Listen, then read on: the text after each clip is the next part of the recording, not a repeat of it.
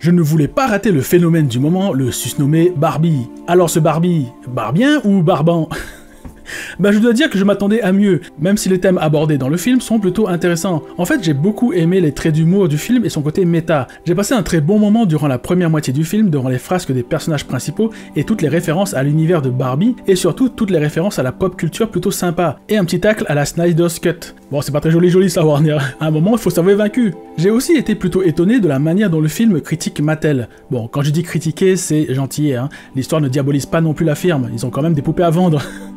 Et pour finir, le dénouement de l'arc narratif des personnages principaux fonctionne sans être transcendant. Cela aurait pu être mieux écrit dans leur progression, j'en attendais un peu plus comme dénouement. Surtout que ce dénouement et les thèmes du film vont sûrement passer au-dessus de la tête des enfants et des jeunes ados qui ne vont rien capter aux dynamiques de l'histoire. Passons maintenant au point noir. Je trouve que plusieurs aspects du film ne sont pas expliqués, comme les mécanismes qui lient le monde de Barbie et le monde réel dépeint dans le film. On comprend que ce qui se passe d'un côté a des répercussions de l'autre côté, mais le tout est vachement brouillon et pas expliqué, ce qui fait que les petits inserts comiques dans l'histoire sur l'évolution de l'univers des Barbie suite aux actions des protagonistes dans les deux mondes ont l'air de private jokes. On dirait que la réalisatrice s'amuse toute seule avec son film comme elle le ferait avec ses poupées. L'histoire ne nous explique pas non plus les conséquences pour Barbie de certaines de ses actions, ce qui fait que l'on est là à attendre devant le film sans pouvoir trop rien anticipé pour trembler pour les personnages. C'est pour cela que j'ai trouvé la deuxième partie du film assez molle et fouillie. Ensuite, une des critiques que j'ai vues est que le film est féministe. Alors, pour moi, tout dépend de comment on voit le monde réel dépeint dans le film. Si on considère que ce monde est totalement fictif, car dans ce monde, les hommes sont soit de gros charros, soit des idiots, soit gays, avec une espèce de patriarcat totalement irréel, alors la question ne se pose pas. Le film est une fiction créée par des femmes pour faire une ode à la femme en les mettant en opposition face aux hommes. Pour moi, pas de souci avec ça. Maintenant, si on considère que ce monde réel est le vrai monde que l'on connaît, alors oui, le film est clairement féministe.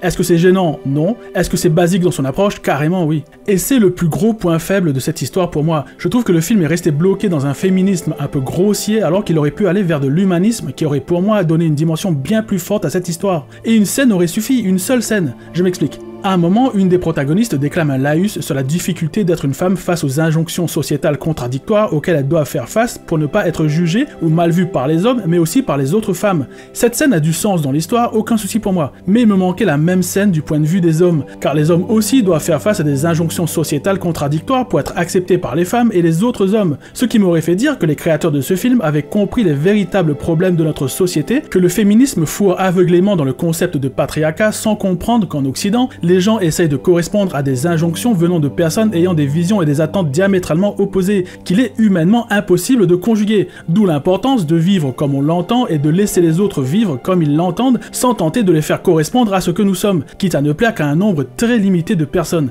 Et c'est dans ce côté humaniste absent où le film manque son coup pour moi et m'a fait décrocher dans le dernier tiers. Et c'est d'autant plus dommage qu'ils avaient un boulevard devant eux pour traiter du point de vue des hommes avec les personnages des Ken.